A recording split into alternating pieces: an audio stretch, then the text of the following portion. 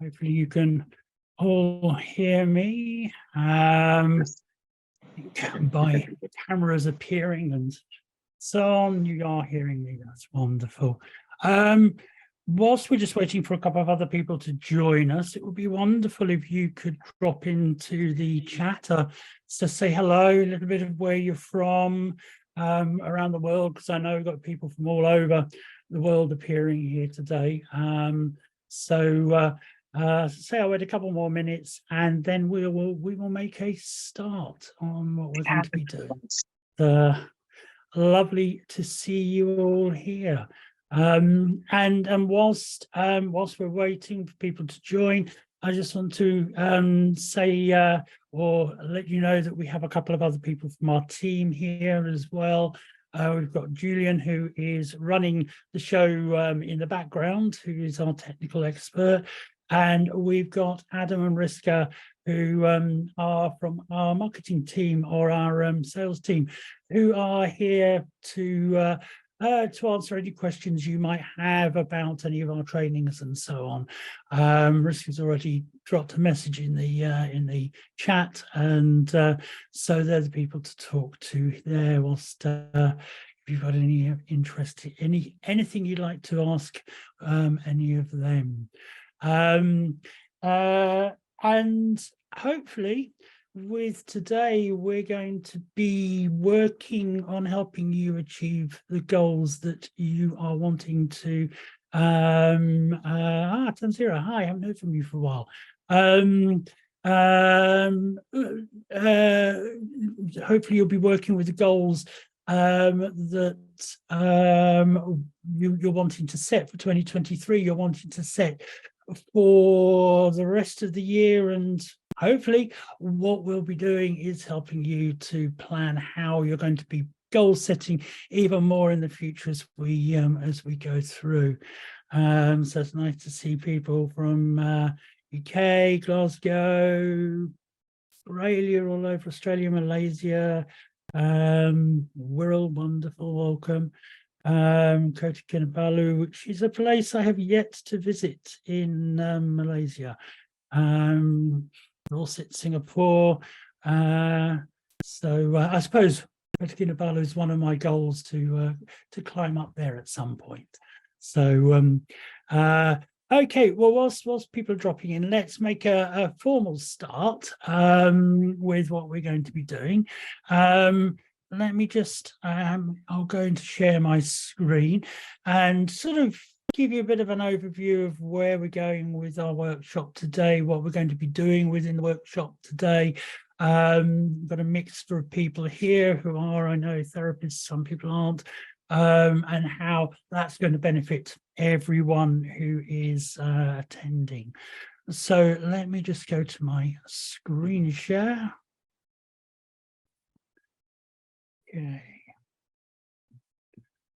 Okay. I will do a very brief intro to who I am. A lot of you I know me. A lot of you, some of you don't obviously know me. My name's Peter Mabbott. I am the president of the British Society of Clinical Hypnosis. I'm also the academic head for the LSCCH Asia group, and a fellow of the National Council of Integrative Psychotherapists. But my background was originally in psychopharmacology. I was doing a lot of work in the Guy's and St Thomas's in the field of the use of drugs to manage emotional states, primarily anxiety, primarily with the group of drugs known as the benzodiazepines, the Valiums and Libriums of this world. Very long story short, I was promoted, and as one, I like to think I was good at what I was doing. As I was being promoted, further and further away from the stuff I enjoyed, which was the hands-on research, and into things I wasn't really interested in. And so I made the decision to become a hypnotherapist. Well, my original thought was I was going to become a counsellor, but then I became a hypnotherapist when I discovered courses on hypnotherapy. The first one I found was this college called the LSCCH, or the LCCH, way back in the start of the 1990s. and I researched all the other training institutions that were around then, and came back to the LCCH and decided to train with them. Michael Joseph was the founder of the college and the principal in those days. Unfortunately, he is not with us today. He passed away 2019, but he left a legacy. And one of the legacies that he left is this goal-directed approach that we're going to be talking about today. And for me, it's quite an honor to be able to continue his legacy with regards to this this approach that he kind of pulled together way back in the early 90s. So what are we going to be doing? What are we going to be doing today? Well, first and foremost, a little bit of housekeeping for you all, as we always like to. We will ask you during whilst I'm talking to please mute your microphones. This is just to prevent any background noise leaking through and interrupting everyone. I'm used to it. It's the our other friends here that might have an issue with it. And also Julian will be in the background with his finger over the mute button anyway, so you will be muted at that point. Anyone who knows me knows I like questions. Anyone who knows me knows I really like questions, and I'm very open to having any questions. What I would ask is, whilst I'm talking, if you could use the raise hand feature, if you want to ask me as a human being, person to person, a question. If you don't, then please use the chat feature to ask questions whilst I'm talking. And I will see when I'm presenting with a PowerPoint, I will see it comes up at the top of my screen. And I think the most important thing here is to have fun today. I'm going to have, going to be giving you a bit of information. I'm going to be certainly giving you some practical skills. That's the whole point of this, to be able to work with your particular goal or goals that you're thinking about setting for yourselves and making them a reality. So what are we going to cover today? Well, the first thing that I'll be talking about is a little bit about the tycoon mentality. The tycoon mentality is an interesting mindset for people. It's where the goal-directed work came from. Michael Joseph used to have a practice within certain very well-known health clubs back in the day, where the rich and famous used to go to, and his conversations with the rich and famous got him to understand their mindset, which then got him to understand more about the way in which people can set effective goals based around this thing that he called the tycoon mentality. So we're going to look a little bit at that. We're also going to be very much looking at the steps to setting your own goal or your own goals. There are specific steps, and within that, we're going to also, just to very briefly touch on some neurology here, not because I want to blind you with science, but I want you to fully understand and to be able to come away with the knowledge that actually we are wired to create goals and to follow goals and to make a reality out of our goals. It's not just something that's psychological. There's something very specific in the brain that gets us there. Don't worry, it's only a little touch on, just for a bit of color to what we're talking about. And then we're going to be looking at how you can, we're talking about setting the goals, but also how you can avoid the saboteurs, what you can do, the people, the situations, places that might look to prevent you from achieving your goals. And that also includes you yourself, and how we can work with that. And obviously, you know, it's not just me talking and lecturing. What I want you to be doing towards the end of this, we're going to be looking at setting your own goal for yourself. So I do recommend either be prepared to just have a little bit of thinking time as we go through that part of it. If you've got some pen and paper, it's a good idea to have that. You can just note things down or tap it out on your phone or on your tablet. So we're going to look at the goal setting process for yourself. And we'll also look at how we can use hypnosis to, in inverted commas, program your mind for success. How hypnosis works with our brain in order to create this success that people are trying to achieve with this. And hey, I'm a hypnotherapist, and you know, for you guys, some of you it's first thing in the morning, UK and Malaysia, it's late afternoon, and in Australia, I know it's early evening. So why not finish the session off with not only just a hypnosis experience, but a group experience of hypnotic goal setting. So working on what we've been discussing here, you know, that's good stuff, but also, hey, let's get it installed in your mind as well, as part of this process. So let's make a start at looking at this, and let's look at the tycoon mentality. What do we mean by the tycoon mentality? Well, what we're looking at is the way in which tycoons think. You know, tycoons are tycoons because they have a particular mindset. They have a success-based mindset. So a little bit about what they're doing with that mind helps us in our attempts at creating success, our attempts at achieving things.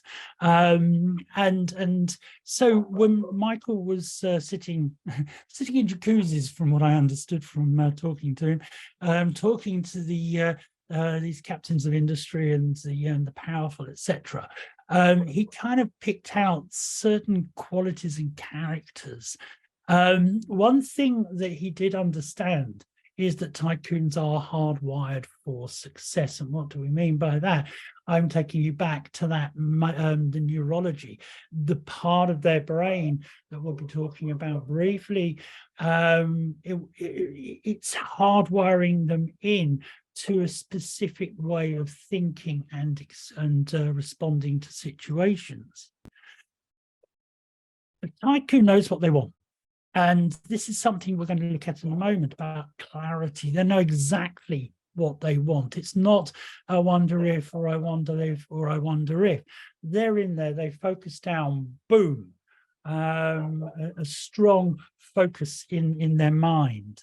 So they are hardwired for success. This word you'll see appearing all over the place when you're looking at, when you think about tycoons. They succeed because they know what they want. Also, they're not interested in problems. A tycoon doesn't look for problems. A tycoon is aware of problems, but a tycoon is only interested in solutions. So there is this particular issue I have that's come up. What is the outcome I'm looking for? What am I trying to achieve? So that mindset helps them to create success. They're solution focused, not problem focused. And the other big thing here is, you know, you can't just sit on your bottom and wish to be a millionaire, or wish to have achieved this, or wish to have achieved that. The tycoon is very, very much invested in putting in effort into what they're doing. It doesn't just come to them. It's something that they put the effort into doing. They know what they want. They want solutions, and they put the effort in to creating the outcome that they're looking for. The tycoon also knows when something isn't working. If the effort is going in and the outcome is not happening, then they will drop it. They just put it to one side. You know, the very strong-minded tycoon will just switch off the emotion, drop it, and move on. But it's an important factor here. They invest effort in success. If success is not coming, they then divert the effort to something else and drop what isn't working. And they like to keep focused on one thing at a time. They keep that focus very much. This is what I'm wanting to achieve. The closer they get to achieving it, they then start to think about the next thing that they want to do. But they are focused on this outcome, nothing else at that point. So, and we can look at how we're going to be doing this within our own personal goal setting. But if we look at this, you know, hardwired for success, we can become hardwired for success. The way we think and the way we respond to situations, we can work out what we want. We can look for solutions. We can put in effort, and we can understand if something, after we've put the effort in, not just first not right, we drop it. But if we can put the effort in, if it's not working, we drop it and move on to something else and keep focused in that process, then we can become tycoons ourselves, not necessarily multimillionaire type tycoons, but tycoons of success, if you want to put it like that. So that's where we are focusing. That's the basis around which this thing called goal setting comes about. So let's look at what are essentially the three main steps within goal setting. And of course, the first one that we have is you have to set the goal. You have to have a goal. You have to have an outcome. This is the end product that you're looking to have and to take and to value and to help you on in your life. It's great. You can sit and you can think and you can get this goal there in your mind and think to yourself, right, I'm going to sit and think to the goal and think about the goal and see what comes. That is not putting effort in. What the mainstay of goal setting is the consistent activities, things that you're going to do each and every day that takes you towards creating this reality. You have the reality, you have what you're wanting to achieve, but you have to plan out the route through to get the end product you want. So every day, what are you going to be doing in order to achieve the goal itself? But that's not the only thing. The third thing that we need to put in are the immediate tasks that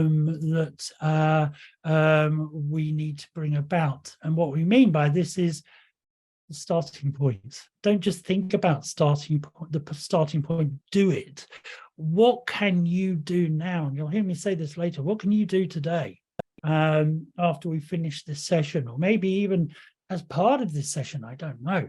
But what can you do today that starts that process of getting you to the goal that you want? If you're doing the sort of mañana, tomorrow mindset, nothing's going to happen. You're not going to get there. So we need to look at immediate tasks. We need to look at consistent activities and the goal itself, in order to achieve what we're wanting to achieve.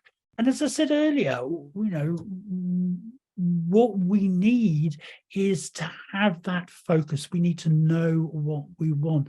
We need to have clarity for each of these particular steps. And clarity is something that we need to have that awareness of. The clarity is essential to the process. If you haven't got that focus, if you haven't got the clarity for each and every one of these steps, then you're likely to lose interest. You're likely to go off in a different direction. You're likely to get disenchanted and just stop. So clarity in your mind, and there's a very good reason for this, which we'll link into the next slide that I'm going to be putting up, but you've got this essential clarity. Without that clarity, There's nothing of concrete to work towards. Without the clarity, there is nothing really that you can say, yeah, this is what I want. You've just got a nebulous global idea. And with clarity, with this clearly defined goals, this leaves your mind no room for error when it's working towards getting this particular goal, making it a reality. A clear goal, a clear route to the goal, a clear starting point.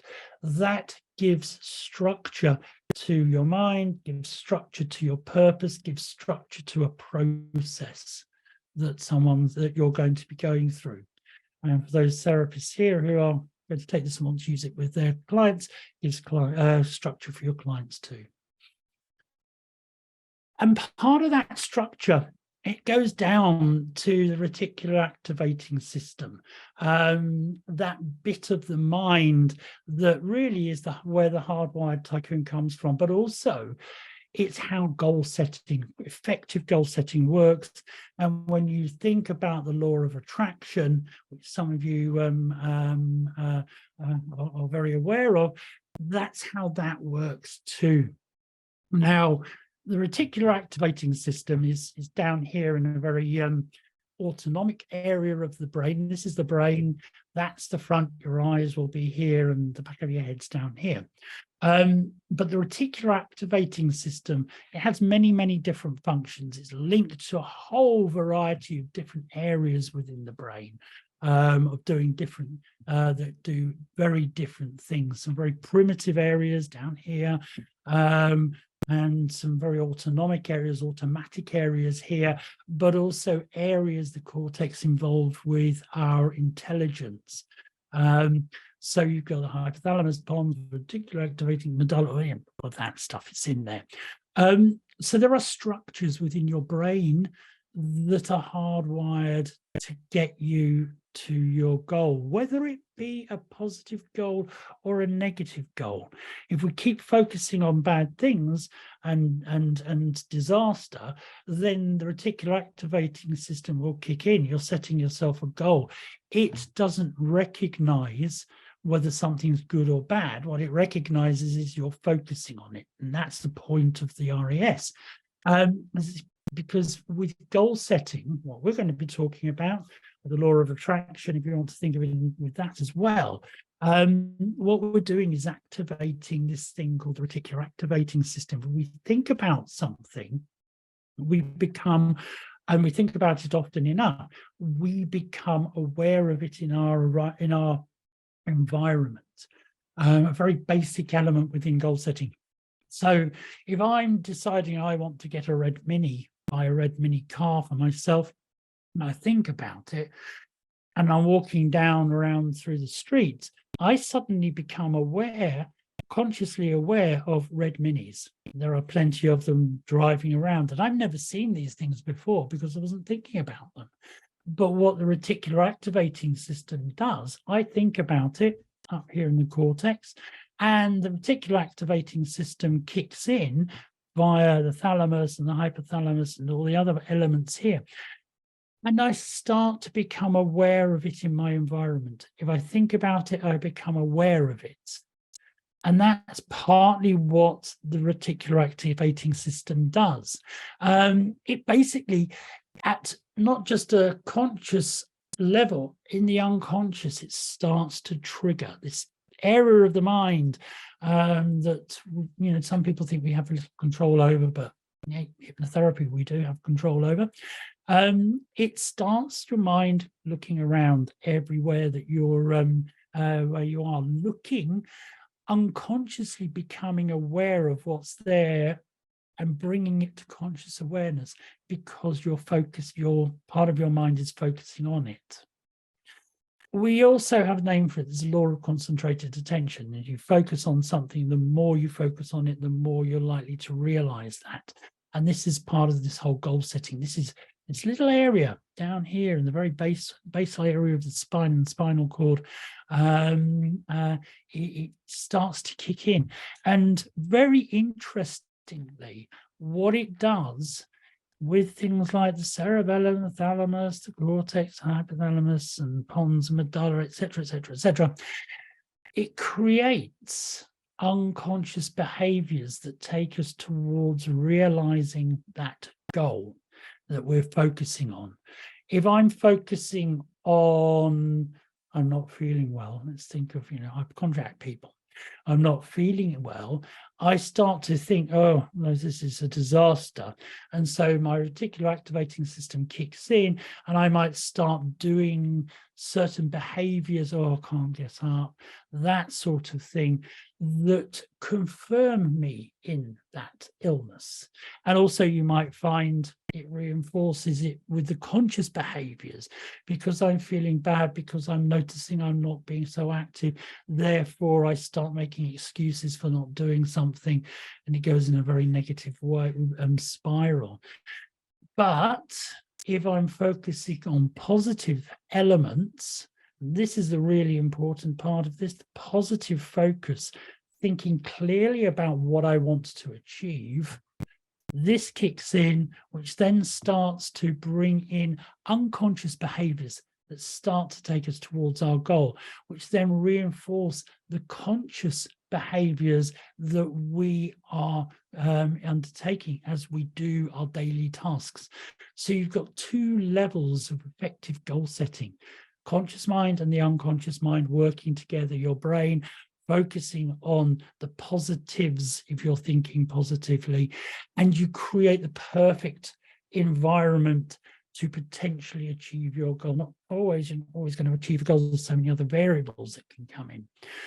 But what we're talking about today, it's all about how you, we, me, everyone can set our potential for success and achievement up. So it's a little bit of goal setting 101 for some of you, but never harms to have a bit of revision. All goals need to be SMART. Now, there are variations on the theme with this an acronym, but essentially what we're looking at is specific. Yes, specific. Goal needs to be measurable. Goal needs to be achievable, something we'll be picking apart very shortly. It needs to be realistic, and it needs to be time bound. So what we're meaning here, specific, it needs to be clear. You need to know exactly what you want, not just sort of, I want to lose weight. That means very little, too nebulous. If you want to lose weight, how much weight do you want to lose? How much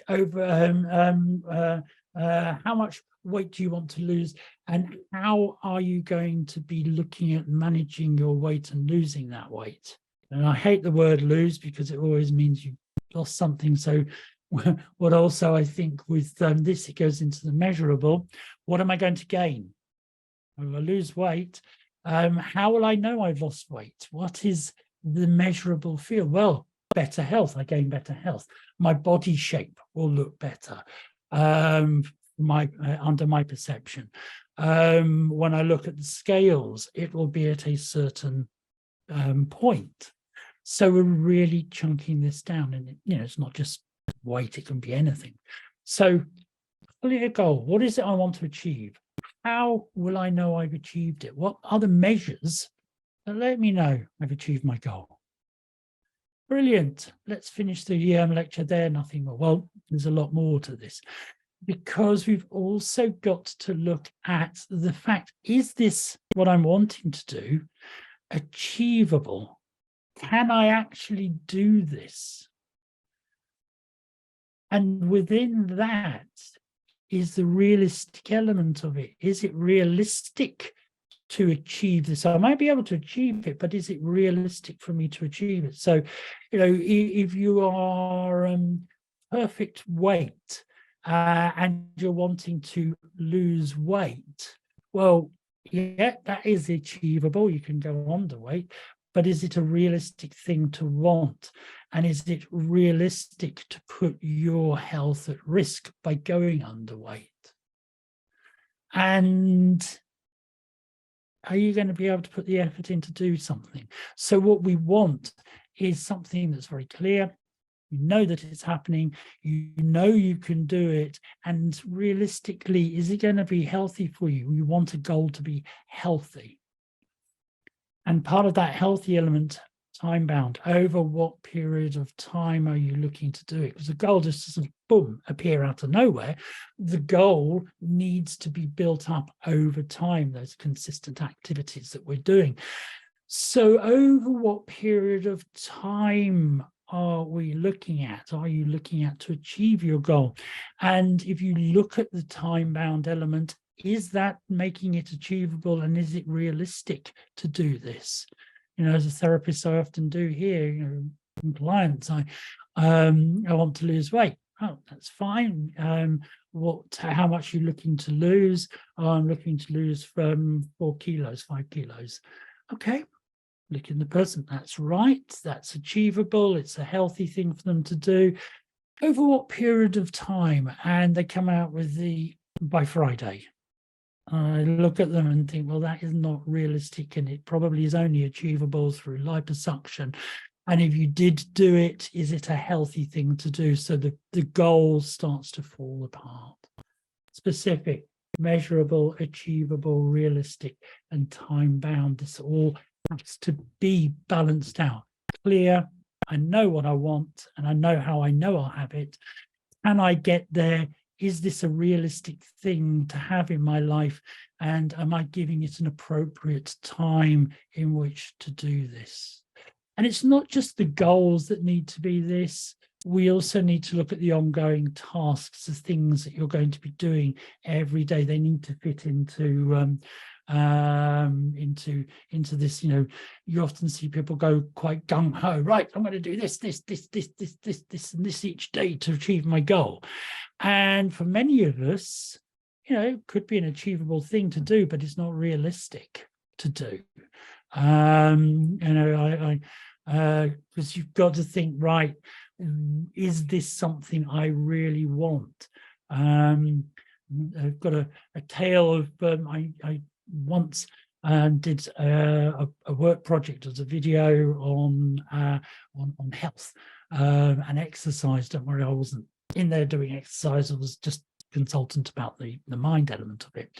And the guy that was on the video was a gentleman who had been voted as having the 10th best set of abs on the planet. And, you know, being a man, a lot of men want to have nice abs. Macho, hey, I want to look brilliant. Look, and I remember looking to it and thinking, right, you're inspiring me. And I was thinking, right, specifics of this, I want to have those abs. Measurable, I can look down and I'll be fitting my clothes properly. Is it achievable? Yes. And then I talked to him. Is it realistic? And then he told me everything he had to put in, and he did it without drugs and anything like that. But his regime, just disappeared. For my lifestyle, the effort I would be prepared to put in, it was not realistic for me to do that. The amount of training he had to do, what many people don't realize when they look at pictures of abs, is the person being photographed has starved themselves for 24 hours and has dehydrated themselves for 24 hours in order to get the skin to go across the abs. And sometimes there's also a bit of makeup in there to enhance them. But what I'm saying here is, yes, my goal was brilliant. I wanted to have those abs. I knew what it would be. I knew it is an achievable thing because lots of people do it. But then to get there, would it be realistic? And that's where it all fell down. So I reassessed my goal to being healthier and fitter and something else. So just bear that in mind. So your ongoing tasks need to be smart as well. So when you are thinking, this is kind of getting into your own goal setting. When you're thinking about setting goals for yourself, you need to ask yourself a few questions, and then we'll go into some questions with the SMART goals as well. And the first one is, and you've got to be honest, and honesty is the best policy. Am I being realistic with regard to this? As I say, the goal of having abs is great, but really, am I going to be putting in the effort for that? If I was, brilliant. But I had to be honest within myself. It wasn't that important to me to have those abs. I just need, and I wasn't being realistic. So the goal went out the window straight away at that point, and I set something else that was realistic. Am I being clear and non-contradictory in my goal? So, for example, somebody who wants to lose weight but also wants to eat chocolate and cakes. That's contradictory. You can't have the two together. You might be able to have a little element of it, but then you need to think about the saboteurs that are coming in, and the chocolate, the cakes, etc., may well be the saboteur that actually scuppers the goal. So realism, clarity, ask those questions to yourself. And very much, are you willing to put the effort in? Goal setting is not just about thinking about it, it's about doing it. The ongoing tasks. Kickstart it with the immediate tasks, the ongoing tasks. And basically, if you really are saying, yes, I'm being realistic, yes, I'm being clear and non-contradictory, and I am willing to put effort into this, if you've got that, yes, I want to do this, then you can start going deeper. To then start asking yourself questions like, when I get to my goal, how do I want to be thinking? Make a reality out of your goal with this. Here I am. This is where I want to be. When I get there, and during that process, how do I want to be thinking? What are my thoughts? What is it that I can put in? Positive thinking, positive affirmations for myself during this process, when I get there, and after I've achieved it. Because, once you get to a goal, you want to maintain it. How do I want to be feeling? The thought process is great, but how also do you want to be feeling? What emotions do we want to be pushing up into this process of achievement? Good, strong, positive emotions. Think about them. Again, if you're thinking about positivity, thinking about confidence, thinking about elements along that line, that adds to what the reticular activating system is doing for you. When I've achieved, or I'm achieving my goal, if I could see myself, how would I look? And this is kind of the third person perspective. So thinking and feeling is very much in here. But if you could step away from yourself and look at yourself, what do you think you would be noticing about yourself that's different? And likewise, if you had your best friend or your partner, or you were just literally walking down the street, or you walked into work, how would somebody know? What would it be that they could see that was different about you? Some of it might not be. You might, but even with things like, I want to be more confident, I want to give a confident speech.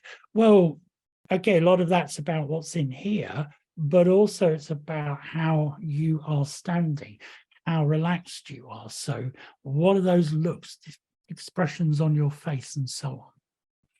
So boom, boom, boom, boom, bit, bit, bit, bit there. And then also plan for the challenges. So, it would be a wonderful world we live in if it was just a nice, clear, one strip all the way, one path all the way through, totally without challenge. Well, let's reality check here. There will be challenges. So you can't plan for every eventuality, but if you plan for potentials that you kind of think in your periphery that they might be there. Now, before anybody says, okay, you're starting to think of the negative here. No, because we become aware of a challenge and we put in something positive that helps us to overcome that. So think about what the challenges may be to you on this journey. And once you've kind of got that, think within this, who or what are my saboteurs? So there may be events, there may be people, there may be events and situations that become challenges, but also with the saboteurs, people and situations that will deliberately try and scupper your attempts. And as you think about this, you become aware of them. You then think of the positives. Okay, spending time. How do I overcome those challenges? Reflect on that. Reflect on what you're going to be doing. How, when you're in that dinner party and you're wanting to manage your weight more effectively, and someone walks up with this big pile of cream cake for you and starts offering it to you, how are you going to overcome that? How are you going to break the, oh, I want that? What are you going to be saying to yourself? How are you going to be thinking? What are you going to be doing that allows that person to, without being horrible, just know, oh, no, thank you. I'm looking after my health. What are your responses there? Create success even within that. So, bit of time for you now to start thinking about your SMART goal.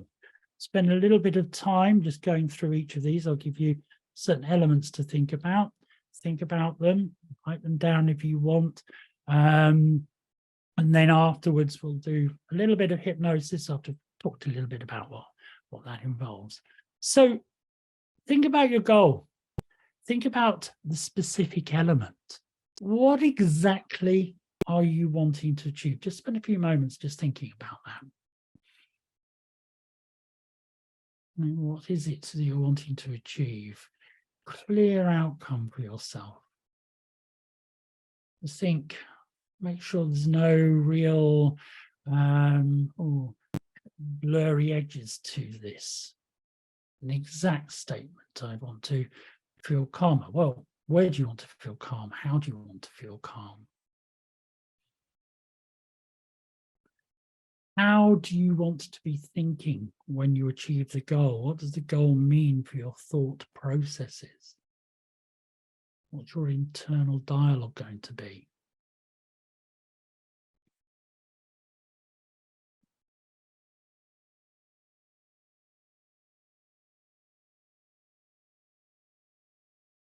How do you want to be feeling when you achieve this?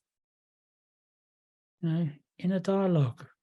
Support the inner dialogue with the positive feelings. What are the positive feelings, the empowering feelings you want to have when you achieve this goal?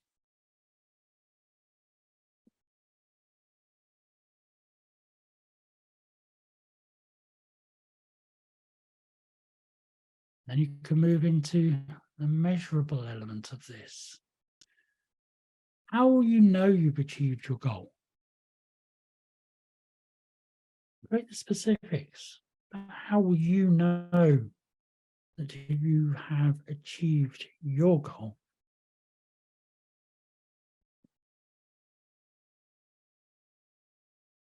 When you think about achieving it, what will be different for you? What will be better for you when you have achieved this goal for yourself?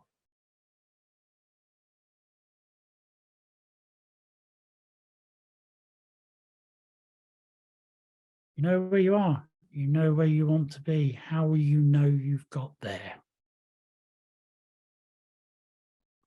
And likewise, how will others know that you have got there?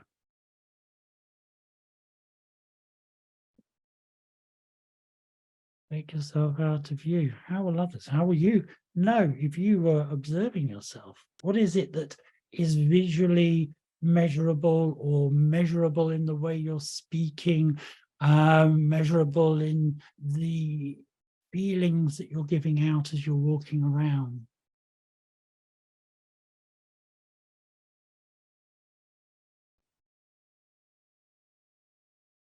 And be honest with yourself.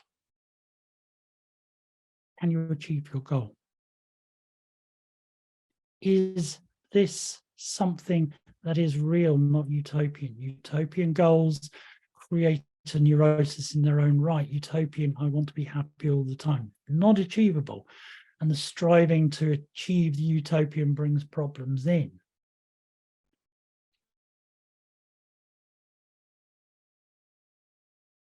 And if you're thinking, I want to be a millionaire, okay, what does that mean to you? How will you know that you can be a millionaire?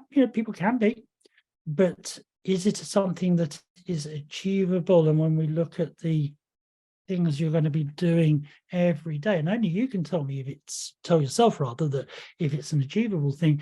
And I've seen people set a goal for being a millionaire, but they had to then set other goals that took them on that path to becoming a millionaire.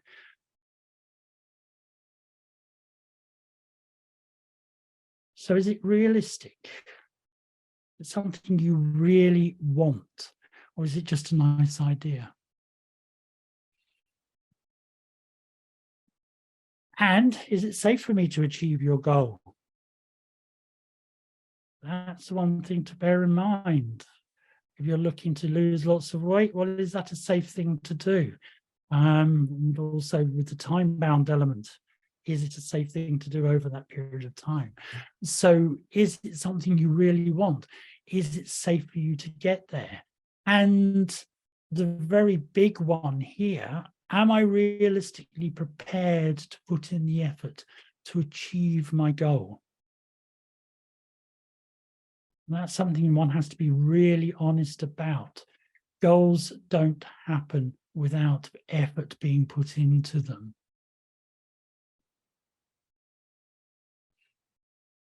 And then if you are prepared to put effort into them, you can always go back to the specifics. What are the feelings I need? What are the feelings and the thoughts that I need to be putting into all of this?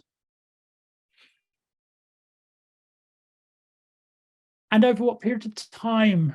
And again, this goes back to realism. Over what period of time will it take for me to achieve my goal? Is it realistic? And is it healthy to do so? And just bearing that in mind as well.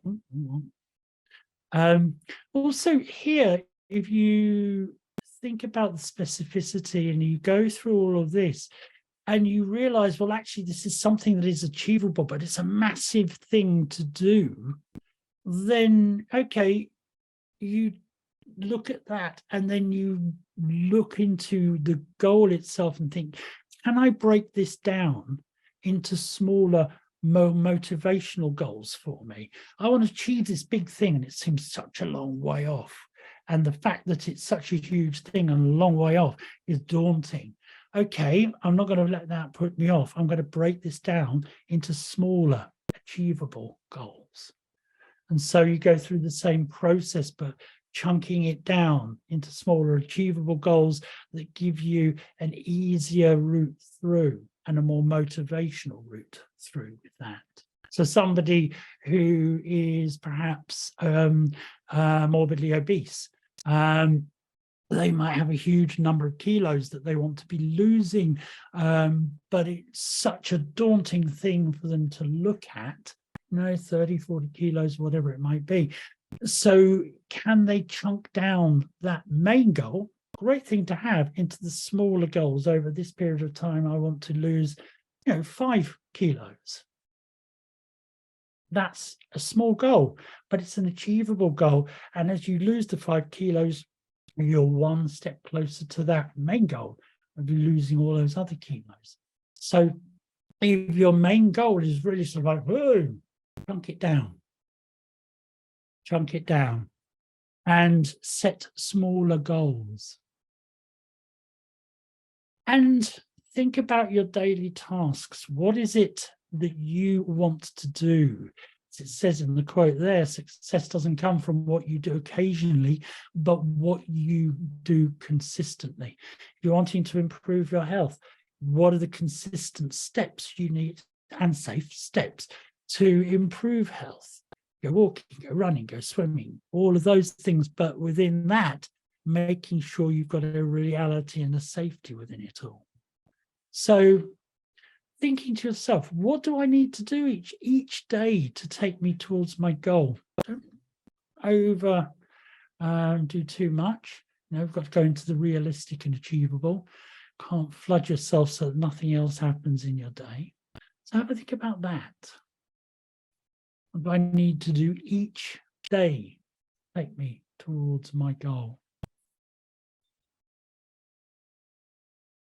And likewise with that, daily, what do I want to be thinking and feeling as I carry out these tasks? It's not just the action, but it's the thought. What's your inner dialogue that's going to motivate you, and what feelings do you want to have as you carry out these tasks?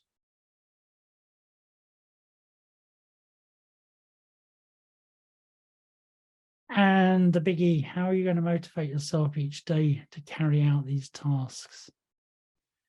I often think, have a good goal image there in your mind. You can think about, this is the outcome I'm going towards. This is the outcome that I'm wanting to achieve. Recently came out of the old pandemic, and like many of us, a bit more sedentary than I really wanted to, and I put on quite a bit of weight over that period of time. So I set myself a goal, and part of my goal image was that I wanted to be able to get into those t-shirts that I couldn't get into at the end of the pandemic. A couple of years it's been since I've worn them now, and that there in my mind, simple image, I'm where I want to be. I'm where I want to be. In fact, some of those t-shirts are now quite loose on me. So my next goal is to go down one size, and then I've got one more size, then I've got to exact goal. But those images in my mind, and how I want to be looking at myself in the mirror, how I want to be feeling, confidence, everything else that goes with it, they are what drive me during my daily tasks, managing my eating, doing all of that. If any of you drink alcohol, alcohol is crammed full of calories, and one of my things was I enjoyed a glass of wine at the end of the day.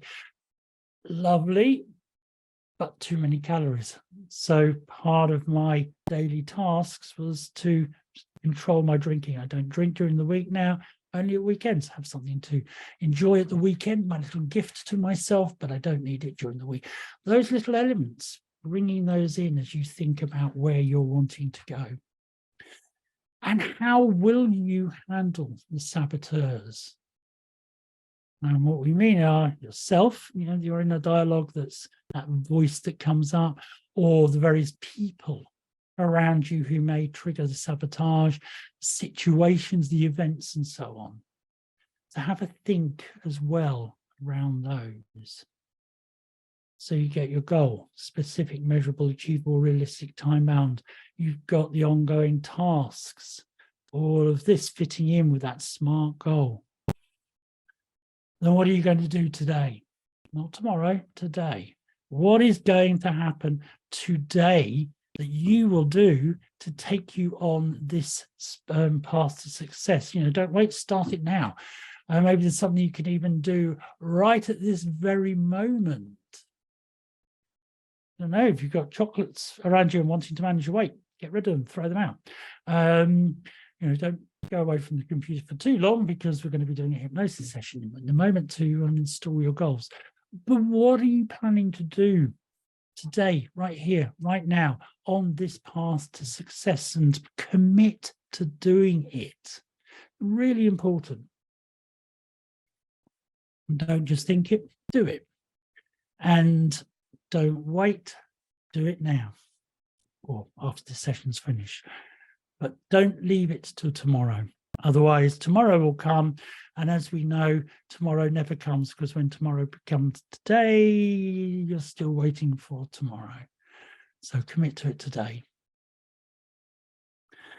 And one thing here is, if you're thinking about all of this, really be careful of what you wish for. You just might get it. If you start to think in this structured manner of thinking about goals, and you start to think about the way in which you're going to be and the steps you're going to be taking, you'll get there. That's how successful people think. That's how successful people get on. That's how people can shift from being something that, not doing very much for themselves in life to being very productive in whatever way they consider is productive and healthy for them. Through this process of looking at your goal and really deconstructing it, making sure it's specific, measurable, achievable, realistic, time-bound, and how you're going to be getting through to it and where you are going to start. And think about it too. Some people find it difficult to set goals. Some people find it easy to set goals but not commit to consistency. And some people are good at setting goals, would be good at consistency, but never get their backside off the chair in order to get on with it. If you're thinking that you're one of those people, if you fall into any of those categories, then try and strategize your way around it. Of course, there is also the opportunity to visit a hypnotherapist or a therapist. And if anybody really wants to visit a therapist, contact Adam and Riska, and we have plenty of therapists who we can refer you to with regards to helping you overcome those little steps that are in there. You will, Tanzira, you will.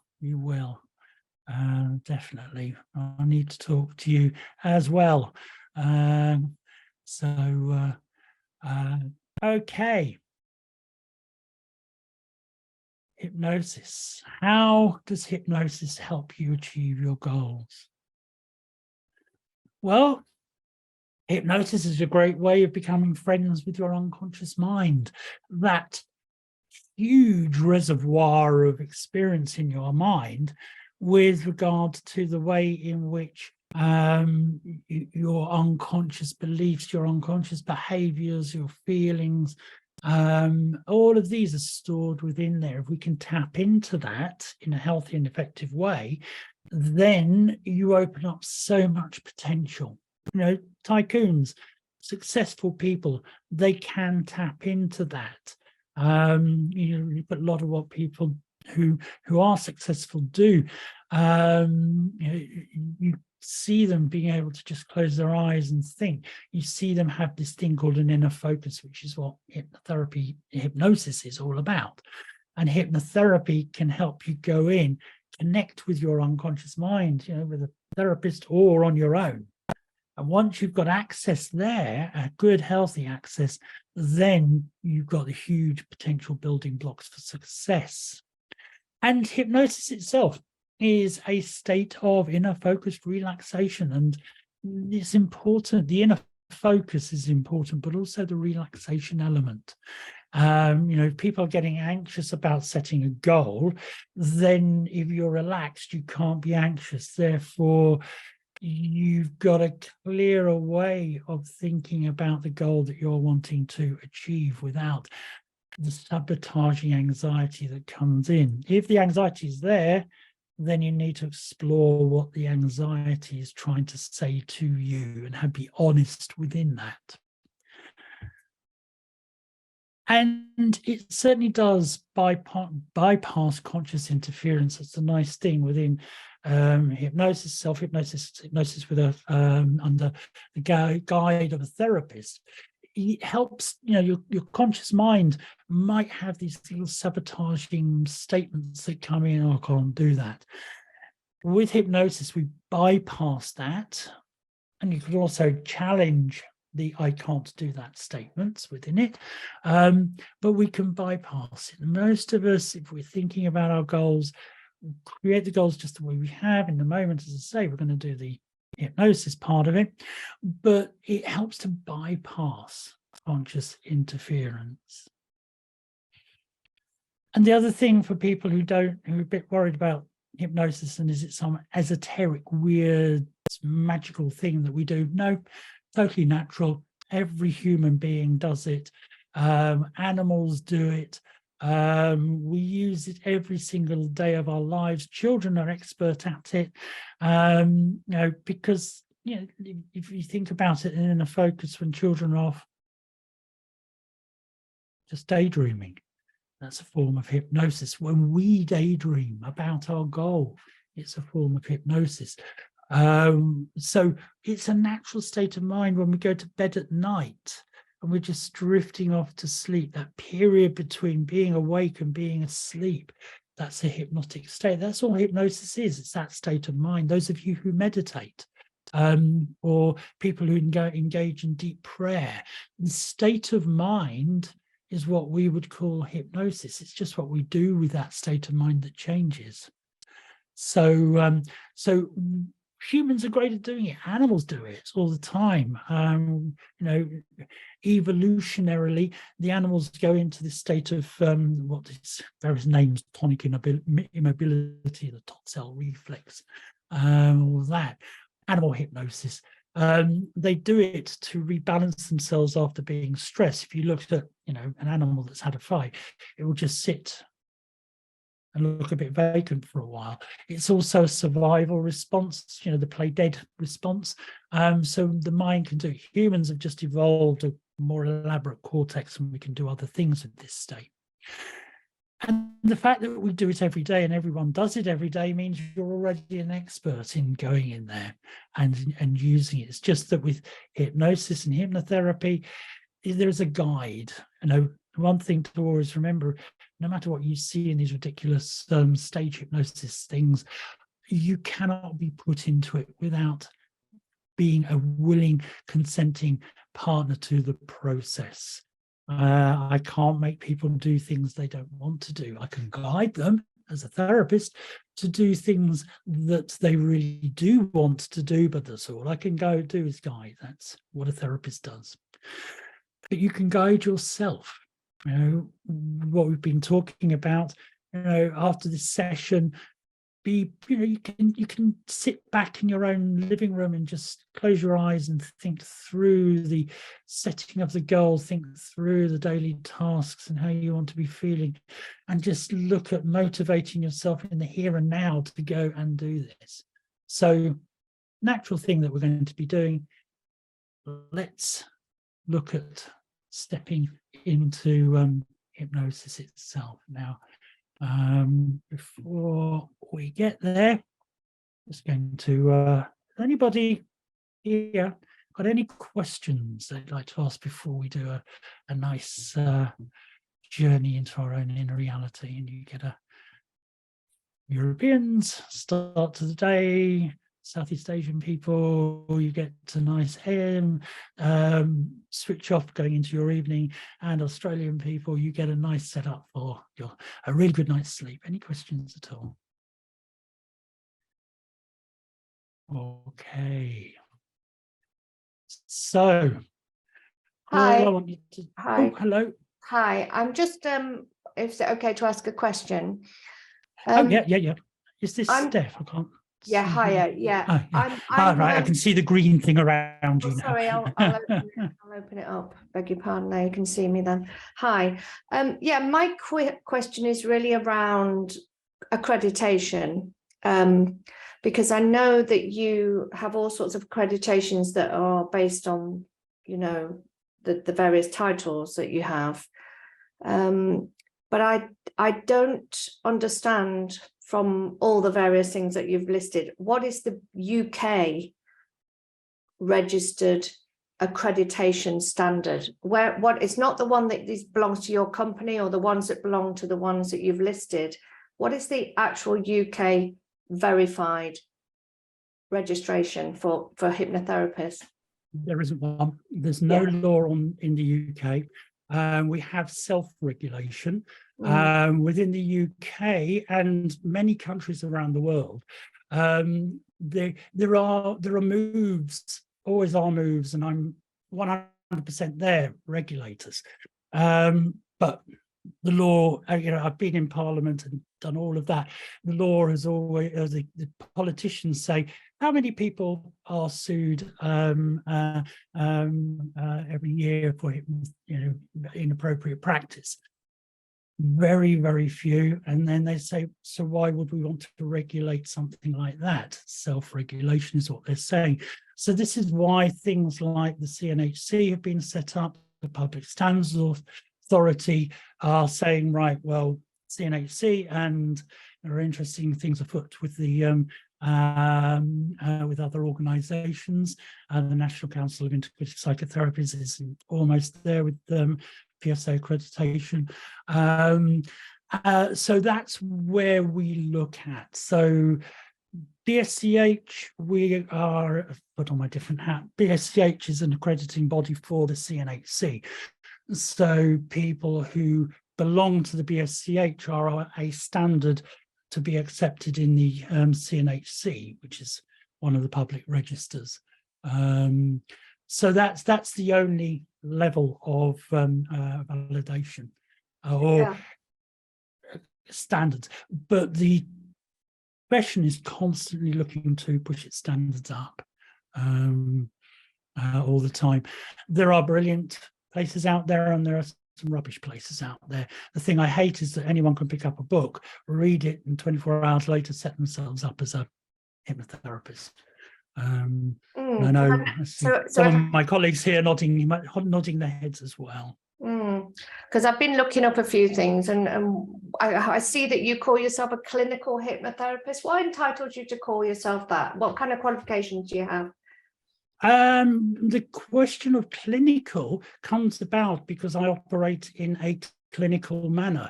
You will find that the term clinical hypnotherapy came in the 1970s, early 80s, when people were looking to separate themselves from stage hypnotists and the people who practice the entertainment, which I will happily stand up here and say I abhor. Totally against it. I practice as a clinical hypnotherapist because I work in hospitals. I've set many a program up in hospitals. I've written a master's degree, and I wrote the master's degree program in it. So we work within that clinical boundary, that clinical setting. So because of, I did notice that one of your regulation, or one of the bodies that you belong to, was the Integrative Psychotherapists group. National Council of Integrative Psychotherapists. Do you have a degree in psychotherapy, or is it just belonging to that group? Psychotherapy, it is a lot of different practices, different disciplines. So I'm qualified in hypnotherapy, in ego state therapy, in solution focused hypnotherapy. I'll come to your question in a moment, Moira, on EMDR. So those all constitute individual psychotherapies under the banner of psychotherapy. What the NCIP is looking at is creating education structures within that. So when we had our program with before the original LCCH passed away with Michael Joseph, when that fell apart, we couldn't continue with the master's degree program with the university, but we have other programs that we're working with universities at the moment. So we're always constantly looking to bring the whole standards up. So, it's a bit unclear. Thank you for your answers. No problem. Moira, you said, is goal-directed hypnotherapy the same as solution-focused hypnotherapy? Goal-directed came in prior to solution-focused hypnotherapy. Solution-focused hypnotherapy came from solution-focused therapy, Steve DeShaze's groups in America. So there was a lot of different concepts that were brought in. Goal-directed hypnotherapy was something that Michael Joseph started thinking about in sort of the late 80s. separate to solution-focused approaches. The two work together. The two do work together. I'm a solution-focused hypnotherapist as well, and I bring the two approaches in. It's all about positive focus. Divya, you've got your hand up. Hi, Peter. My Hi. video is not working. Can you hear That's me? okay. Yes, seeing you I after can a hear long you. time. Yes. Yep. Okay. Thanks to your course, currently I'm treating a couple of patients on pain relief. And it's quite helpful, actually. Like I've treated a patient for migraine, and somebody had a constant chronic shoulder pain. Those are all being managed very well. My question is, my clients are all virtual and not in Malaysia. So how does my registration and well, my insurance, like, does it cover virtual therapy? Or I didn't get an clear answer from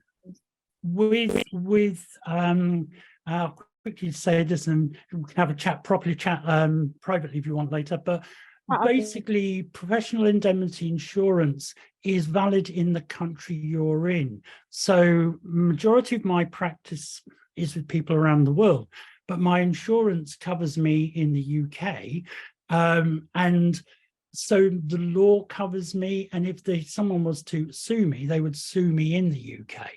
So if I'm practicing from the UK, and it's world standard, I know that there is somewhere that's looking to create a insurance for people who travel a lot. But if you're in Malaysia, if you're in Singapore, if you're in Australia, wherever it might be, you have to have insurance for the country you're in. Your insurer should have in their schedule a link through to saying yes, you can do teletherapy, and you're covered for the teletherapy no matter where the person is in the world. I know in Malaysia, having just looked at the insurance there, some places won't cover you for America and Canada. I'm not quite sure why. The UK, yeah, I'm covered in America and Canada if I'm doing therapy from here. I'm covered in Australia. I'm covered in any country in the world. If I were to go to Malaysia or to Australia, I'd have to get separate insurance there for that country, because that's the legal jurisdiction I will be in. So, so that's kind of what it says there. Okay. All right. I'll get in touch with you. Thank you. Please do. Stuart says, what are the differences between goal-directed hypnotherapy and goal-directed NLP, their pros and their cons, please? Hypnotherapy uses the trance state probably more than NLP will. It's the usual argument between NLPers and the hypnotherapists. What's the difference? Probably just the depth of trance that we use. There's too many blurred edges now. You know, I do a lot of what would be considered NLP, but it's hypnotherapy from my perspective because of the modality I use, which is the altered state. The pros and the cons, well, hypnosis helps get a deeper access to the unconscious mind. But if you are comfortable in your particular discipline, you can take this and apply this within NLP quite happily. If you're confident in NLP, it'll work. Confident in hypnotherapy, it will work. So the two are very much connected. So hopefully that kind of gives you an answer. Lovely. And Yasmin, last question before we do some hypnosis. If you have health conditions, how do you discipline yourself? Through mental effort and being realistic about what you can achieve. I work with quite a few people at the moment who are experiencing stroke or have experienced stroke. And from that perspective, I give them a lot of self-hypnosis, and they are very disciplined in their use of hypnosis. My role as a therapist is to help promote discipline and to help promote motivation within somebody. And if somebody is finding a lot of challenge being able to motivate themselves, that's the clear sign that I would say, go and see a therapist. Go and see a therapist, find out how the therapist can help you to motivate. You know, with health conditions, there is that motivator in the background with regards to your health and potential for improvement of health. So I guess, I mean, the weekend I was just doing my mind-body masterclass, which is all about health and connection. So okay, I'm going to do some hypnosis with you all now. If you like, if you don't, you can just sit and watch and listen. Don't have to go into the hypnotic state, but I know that many people enjoy going into the hypnotic state. So what I'm going to be doing for you is I'm going to ask you, to make yourselves comfortable. And as you're making yourselves comfortable, sitting, lying back, probably placing both feet flat on the floor, hands resting gently by your sides, closing your eyes. And as you close your eyes, just bring to mind the goal that you're looking at, wanting to achieve. Just bring that into your mind as you close your eyes. With your eyes comfortably closed, with your eyes resting closed, just imagine yourself relaxing. Focusing in.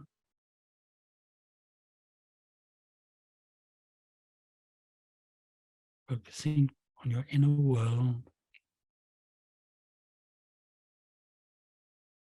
Just imagine your own unique way. Just imagine every muscle in your body relaxing. Just imagine every muscle in your body letting go of unwanted, unneeded, unnecessary stresses and nervous tension. Drifting down into your inner world. As you imagine all of these muscles relaxing, so they will relax. Just imagine, no effort, just imagine. Feel and experience relaxation flowing through you. Flowing through your body.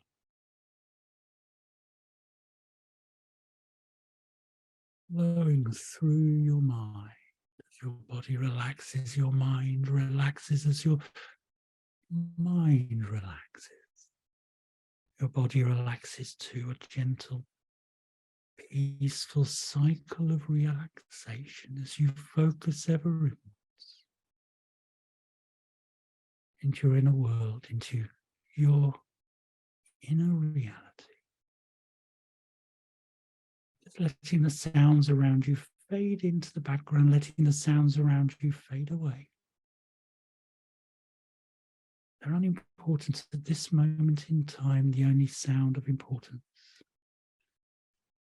the sound of your voice, my voice and your voice, your positive inner voice, my voice guiding you, encouraging you, this journey of positivity.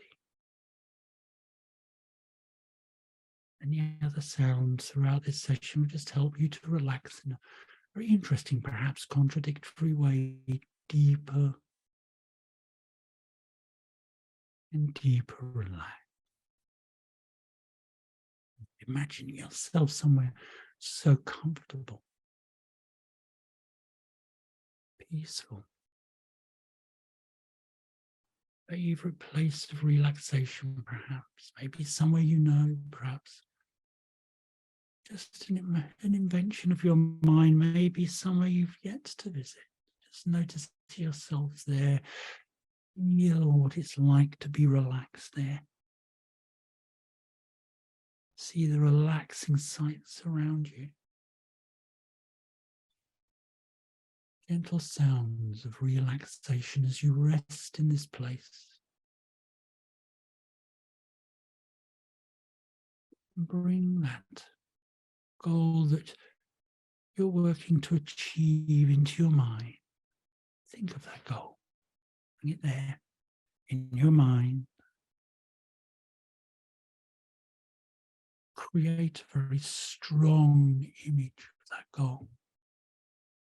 Your own unique way, create a strong image. What does it look like? Notice how it looks to you. What does it feel like? What feelings come from this wonderful, strong goal? In your own way, just imagine and experience yourself having achieved this goal in your own unique way. Just be there, be present with this goal. A reality in your mind. What does it mean to you? How are you thinking? How are you feeling?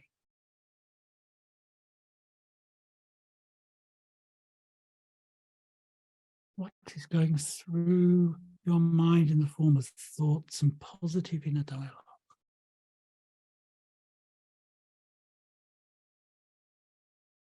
How are others reacting to you now that you have achieved this goal?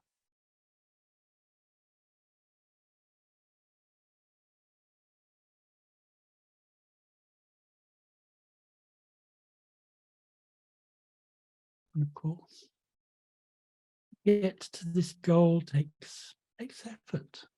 And I'd like you to know, and I'd like your unconscious mind to know, and I'd like every part of your mind and body to know too, that you are the master of your own effort. You are the master of your own effort, and you have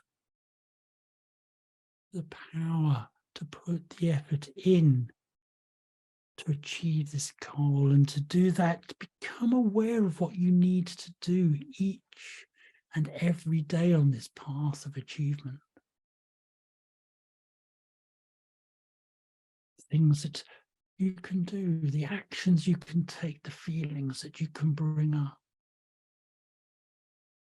the positive inner dialogue you give yourself.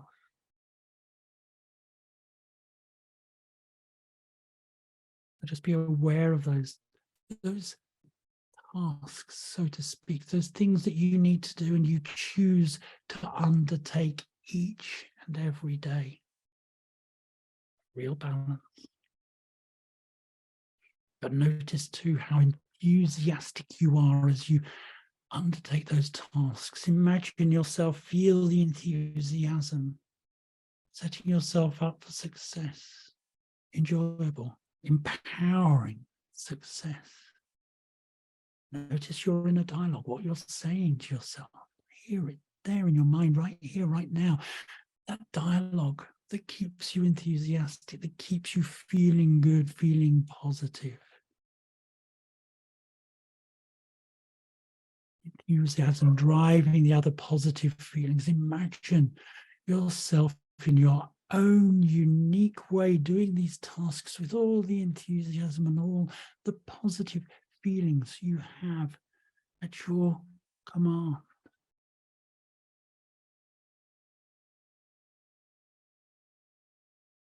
You set yourself up for success because you notice how you can be aware of, how you have the courage to confront, how you have the willpower to overcome any challenges on this journey. Clear goal in your mind, the motivation, the feelings that should a challenge occur, you have the power to overcome this challenge. Think how you're going to be thinking, how you're going to be feeling.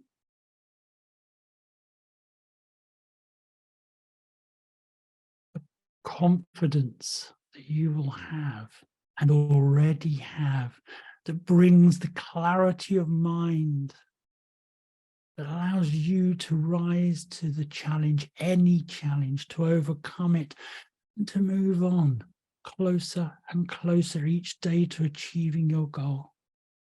And notice how it feels to be in control. Motivated, enthusiastic as you engage on a daily basis with these ongoing tasks.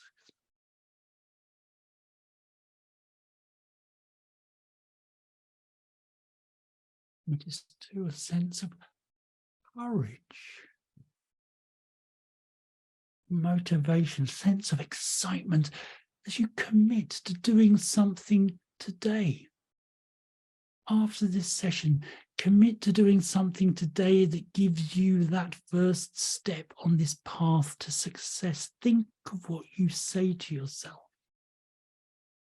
The courage to access the positive feelings that bring motivation. Right here, right now, see the excited reality of yourself taking this first step, the courageous first step to success.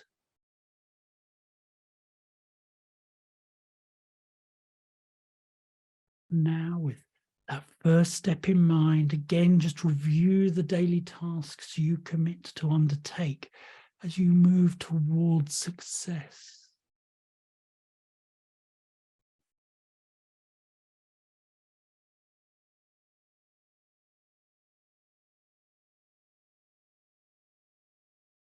Now, with the first step and the daily tasks there in your mind, review your goal.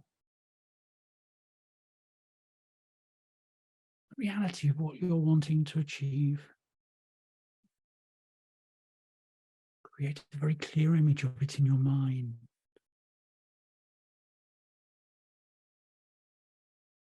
Knowing and understanding that you have the power to help that goal evolve any day, any time, in any way you wish.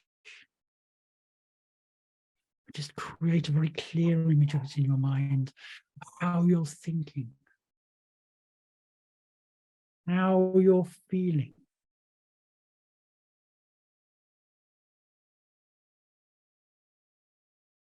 What you're saying to yourself, of how you look to yourself and others having achieved your goal.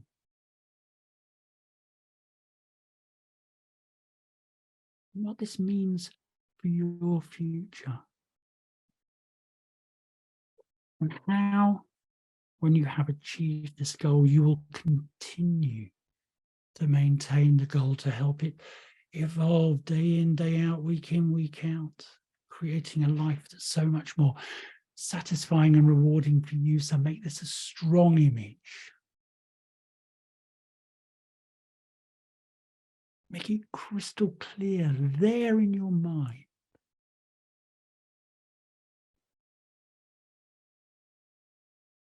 Turn up the colors.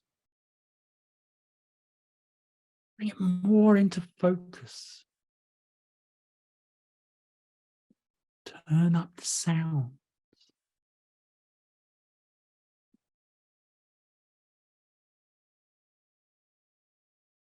Turn up the feeling.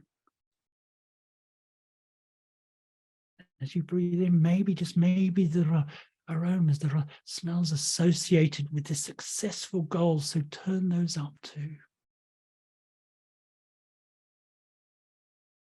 Sweet smell of success, the taste of victory. So are there any tastes that are there that let you know that this is a clear and strong and real goal for you?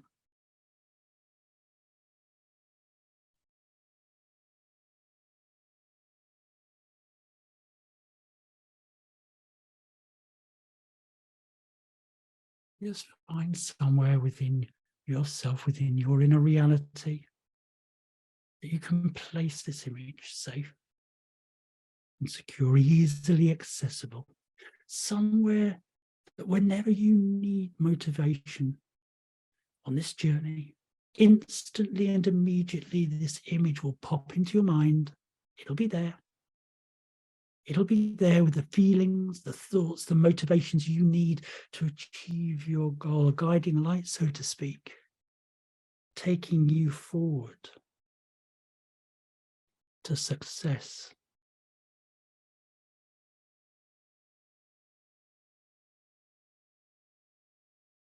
With that thought in mind,